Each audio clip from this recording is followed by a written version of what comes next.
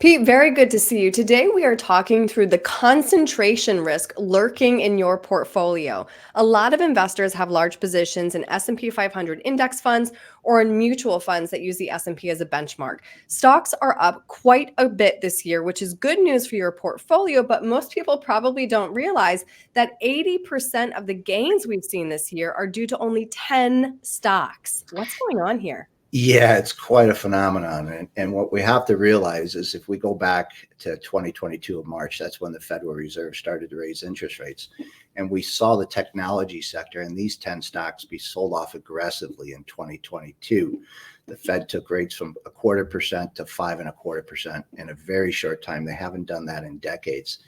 And when you have that kind of concentration, you may not know you have that kind of concentration in the S&P 500, but you can see that, for example, NVIDIA is since January 1st of 2023, it's more than doubled from $146 to $481. You've seen Amazon almost double and Microsoft almost double. So these stocks here, you can see that's the bulk of the gain in the S&P, and that's concentration. You may think you're diversified owning an S&P 500 mutual fund. By itself, you're not as diversified as you think you are. Yeah, no, it really is interesting to see those visuals. It's incredible. Thanks for explaining it that way. So I want to talk through how you are managing any potential volatility to the, average investor. And I know you have some special strategies with clients, but your first tip is simple: reduce concentration. Yeah, absolutely. The old adage, don't keep all your eggs in one basket. That's very true. You need to diversify.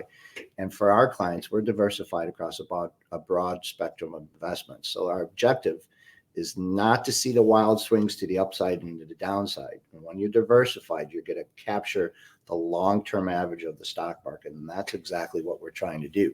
So through diversification, your stocks and bonds, but we also add in income assets such as structured notes.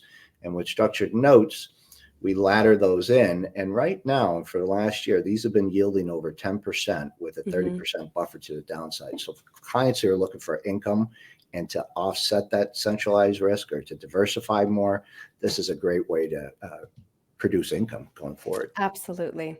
So I'm glad we got to talk this through. I think a lot of people are going to be a little bit surprised by what they learned through this. So Pete, if somebody has questions about how to properly diversify their portfolio, what's the best way to get a hold of you?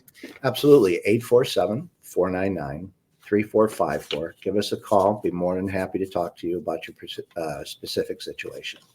All right. Pete, thanks so much for your time today. I appreciate it. Erin, thank you. Take care now.